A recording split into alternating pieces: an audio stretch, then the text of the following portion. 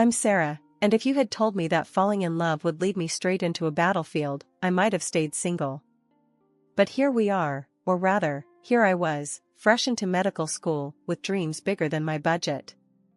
I had been studying at the college for a couple of years, living off ramen and coffee, and picking up night shifts at the local hospital to keep the lights on. Then, at a typical blowout student party, filled with too loud music and cheap beer, I met Tom. Tom was something else, polite, a bit too clean-cut for these parties, and always with a clever comment. He was studying law, and not just anywhere, but at one of those schools where his classmates were more likely to end up on TV than not. "Hey, I haven't seen you around before," I said, making my way through the crowd to where he was standing by the makeshift bar. He looked up, a bit surprised, then shot me a smile. "Just hiding from the chaos, Tom." He extended his hand, which I shook, feeling the firmness of his grip. "Sarah," I replied. "Med student by day, coffee zombie by night." He laughed. "Sounds intense. Law's a snooze fest compared to that." We hit it off instantly. Within weeks, Tom and I were a thing, and I was happy. I mean, really happy. Then came the day he wanted me to meet his folks. I should have seen the storm coming. His parents lived in one of those massive houses where you could play hide and seek and actually need to call for help to find each other. I remember standing at their door, decked out in the nicest dress I owned, which suddenly felt too plain. Tom's mom, Mrs. Waverly, opened the door, and her eyes did a quick scan from my head to my toes. The chill in her hello could have frosted a cake. "Mom, this is Sarah." "Sarah, my mother," Tom introduced us, unaware of the ice in the air. Mrs. Waverly forced a smile. "Pleasure. Come in." Dinner was like sitting in a court where I was both the accused and the only witness. The table was set like something out of a magazine, with more forks and knives than I knew what to do with. "So, Sarah, Tom tells us you're in medical school. That must be interesting," Mr. Waverly said, in a tone that suggested he found it anything but. "It is, sir. Every day's a new challenge," I replied, trying to keep my voice steady. Mrs. Waverly joined in, her words sharp and quick. "And you work as well? A nurse, was it?" "Yes, at the city hospital. It's a good experience," I said, feeling my face heat up. She smirked. "Oh, a nurse. Well, we always need someone to clean up, don't we?" Mr. Waverly, meanwhile, had excused himself, mentioning something about needing to check on some work in his study. A convenient escape. The rest of the evening didn't improve. Mrs. Waverly's comments ranged from my family background, "So, your parents do, what exactly?" to my attire, "That dress is interesting. Where did you get it?" Each word was a barb, each glance a judgment. I wanted to defend myself, to tell her that I was more than my job, more than my clothes, more than the sum of my bank account. But I bit my tongue, for Tom's sake. As we drove home, the coldness of that night settled deep in my bones. I turned to Tom, trying to lighten the mood. "How about we just elope?" I half-joked, imagining a small, quiet wedding, just the two of us. Tom didn't laugh. He looked at me, dead serious. "Sarah, I want the big day, gala, guests, the whole 9 yards. We just gotta warm up to my parents a bit more, especially you." His words felt like a bucket of ice water. I nodded, hiding my disappointment. "Okay, we'll try it your way," I said, though my stomach knotted at the thought. Not a week later, the phone rang. It was Mrs. Waverly. "Sarah, darling, could you pop over this afternoon? I need a bit of help around the house." Her voice was sweet, which should have been my first warning. Something about her tone didn't sit right, but I agreed. I baked some cupcakes, chocolate, everyone's favorite, or so I thought, and dressed in my prettiest casual dress, hoping to make a better impression. When I arrived, the house loomed large and unfriendly, just like my memories of it. Mrs. Waverly met me at the door, not with a smile, but with a mop and a bucket. "Oh good, you're here. The housekeeper's sick, and we're in a dreadful state. You don't mind helping out, do you?" I stood there, cupcakes in hand, now holding a mop. No, of course not, I stammered, more out of shock than willingness. Great. Start in the kitchen. And you can just leave those. She nodded disdainfully at my cupcakes. In the trash. I don't eat that. My cheeks burned, but I swallowed the hurt. I wasn't going to let her see me upset. I moved to the kitchen and started scrubbing. The house was massive, and cleaning it felt like an endless task. As I worked, I could hear laughter from the pool area where Mrs. Waverly and her friends lounged. Hours later, hands raw and back aching, I called out, "Mrs. Waverly, I've finished. Is there anything else?" She sauntered in, inspecting my work with a hawk's eye, searching for any speck of dust to criticize. Finally, she had to concede. "Well, it does look spotless. You do know your way around a mop, Sarah. How about twice a week then?" I stared at her, mouth agape. I have my studies, night shifts at the hospital, and my thesis." Mrs. Waverly's face hardened. "Listen, dear, if you want to be part of this family, these are the hoops you jump through. Tom's waiting for us to get along. Don't disappoint him, or me." The threat was clear. Marry Tom, clean the house. Don't, and well, the alternative wasn't an option. "Okay," I muttered, defeated. Twice a week, I came, I cleaned, and each time, Mrs. Waverly found new ways to remind me of where I came from and where she thought I belonged. Twice a week, like clockwork, I scrubbed and cleaned Tom's family mansion. It wasn't what I signed up for when I imagined a life with him, but Mrs. Waverly seemed to have decided my role long before I even had a say. "You look just right with a mop, Sarah. It suits you better than a stethoscope ever will," she would taunt as she watched me from her perch, sipping her expensive tea. Nobody knew about this arrangement, not Tom, not his dad. Just me and Mrs. Waverly in this twisted secret of servitude. She never paid me. Instead, she paid with sharp jabs about my background, about how I was practically a charity case they had taken in. The year wore on, and between the cleaning, my intern shifts at the hospital, and my studies, my graduation project nearly suffered. But I powered through, fueled by the dream of the day I could finally call myself a doctor. Amid all this, wedding plans buzzed in the background. Mrs. Waverly took the reins, dictating everything from the napkin folds to the guest list. "We need to teach you how to not embarrass us," she declared one afternoon, enrolling me in an etiquette school. "You can't go around looking like a hillbilly at your own wedding." The etiquette classes were a whole new level of humiliation. The instructor, a stern woman named Mrs. Penrose, had no patience for my lack of sophistication. No. It's left hand on the lap, right hand for the fork. Have you never dined anywhere that didn't have plastic cutlery?" she chided during one of our sessions. "I'm trying my best," I muttered, feeling the heat rise in my cheeks as I fumbled with the silverware again. Mrs. Penrose sighed, a sound of weary frustration. "Your best needs to get a lot better. This is basic, my dear." As if the etiquette lessons weren't enough, Mrs. Waverly's next project was dance lessons, and then, French lessons. "You'll sing a lovely French song at the wedding," she announced with a smile that didn't reach her eyes. "I can't even sing in English, Mrs. Waverly. And I really don't have time to learn French," I protested, but my words fell on deaf ears. When I brought up these absurd demands to Tom, hoping for some support, he only tightened his lips and repeated the family mantra. "My mom's just looking out for us. You know how important this is. Just stick with it, okay?" I felt a mixture of anger and helplessness.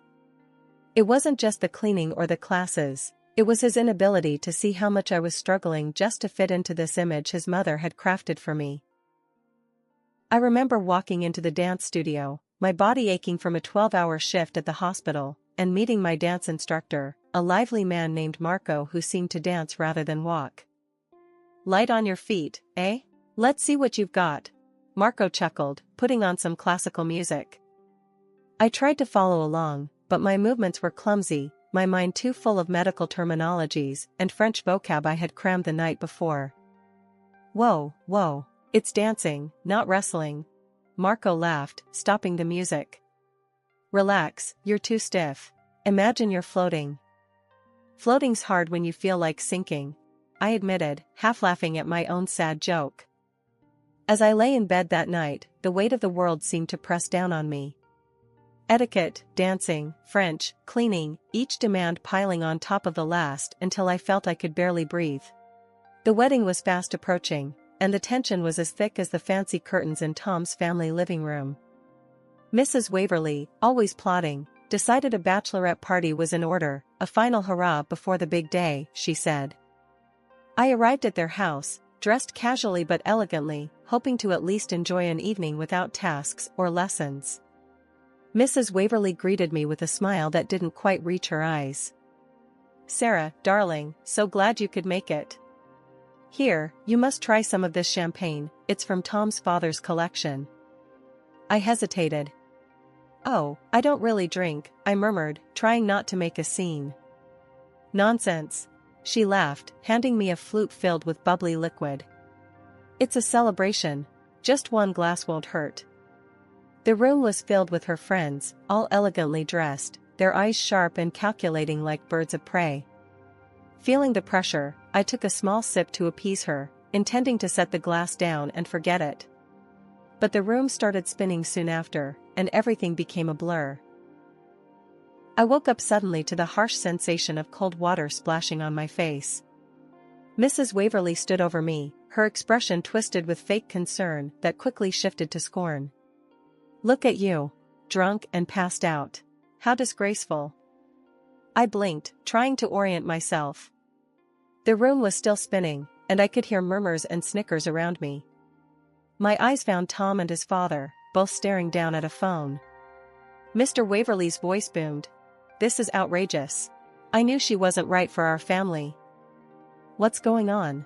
I managed to stammer, my voice hoarse, my mind racing to piece together the situation. Mr. Waverly, face red with anger, thrust the phone at me. The screen showed pictures of me, but not just any pictures.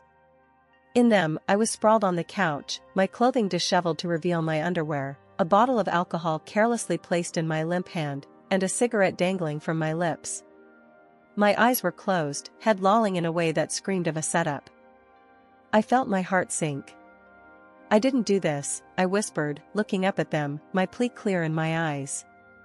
Tom looked from the phone to me, his expression torn. Mrs. Waverly cut in, her voice sharp. Oh please, look at yourself. Do you expect us to believe you're innocent? This is who you really are, Sarah. No, you've got to listen to me, I started, my voice gaining strength as I found my footing, despite the dizziness. I didn't drink that much. Just one glass, and I didn't even want it. Something was in that drink, you did this. Mrs. Waverly feigned shock, her hand at her chest. How dare you accuse me of such a thing? After all we've done for you, this is how you repay our kindness? The room was thick with tension, the air almost suffocating as accusations flew. Standing there, soaked and humiliated, I knew I had to take control of the situation. I'm going to the hospital, I declared, my voice steady, despite the chaos. I'll donate blood for tests. If they find anything, any drug that shouldn't be there, I'm reporting this to the police.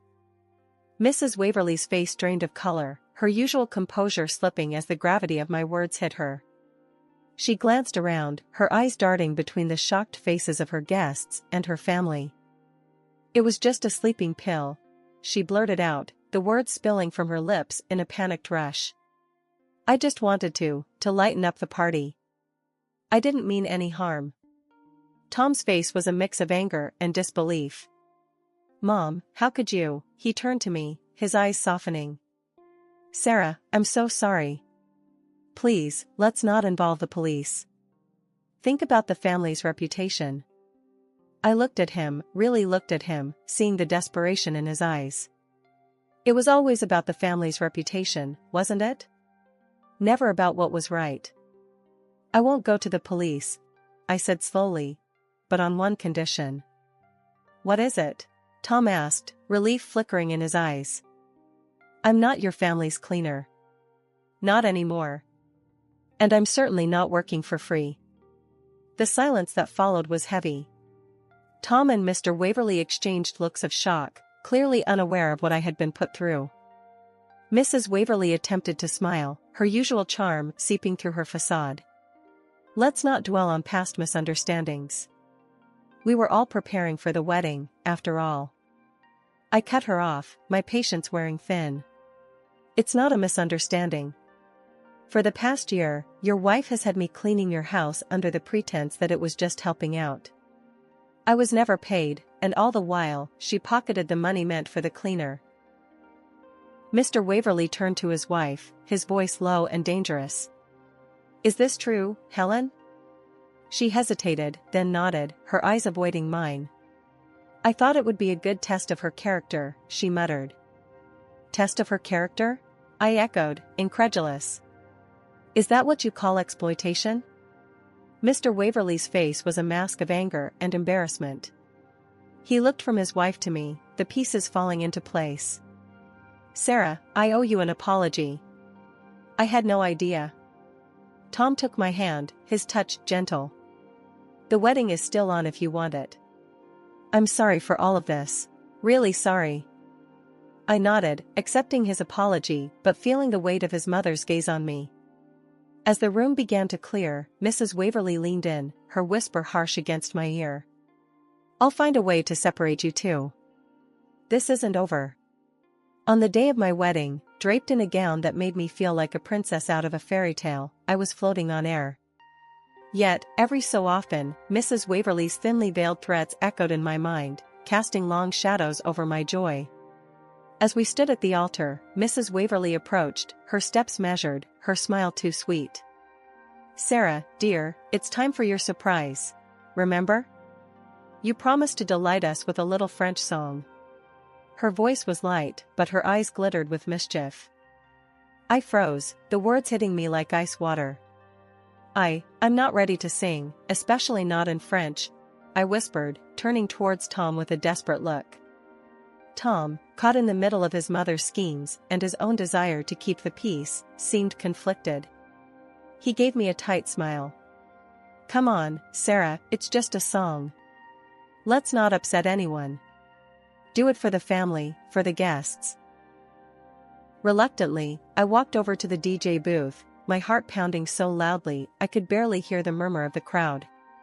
The DJ, a young guy with sympathetic eyes, leaned in as I approached. Your mother-in-law insisted on non-Jene regret rain. Tough song, even for the pros. My stomach nodded.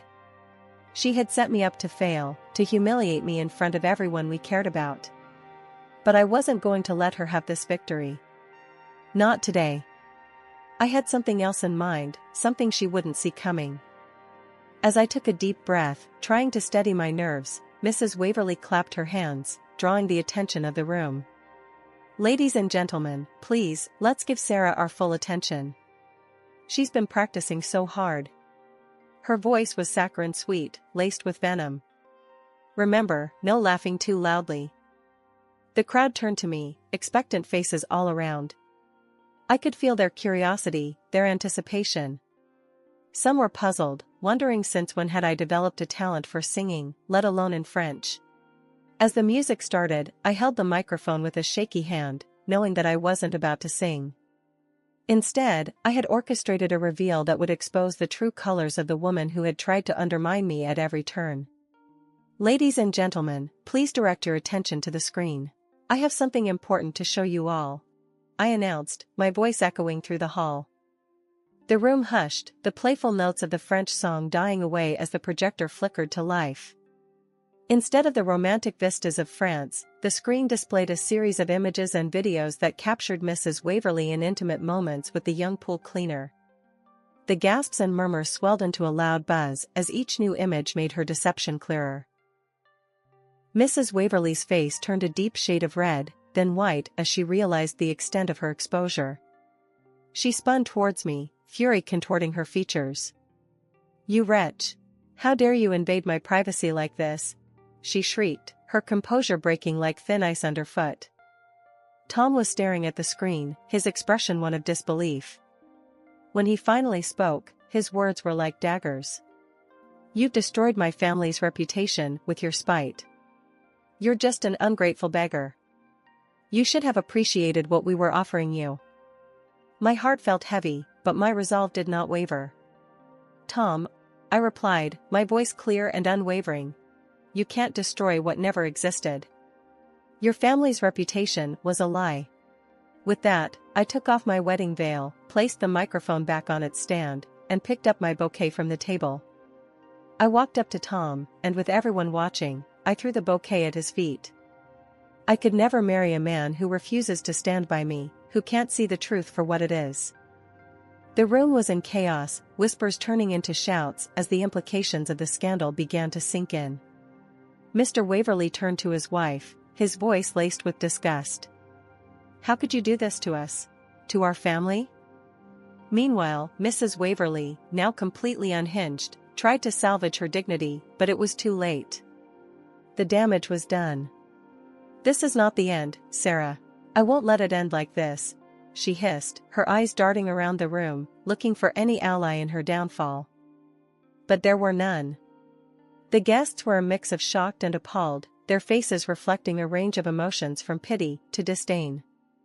The image of a united, respectable family had shattered, replaced by the reality of deceit and betrayal.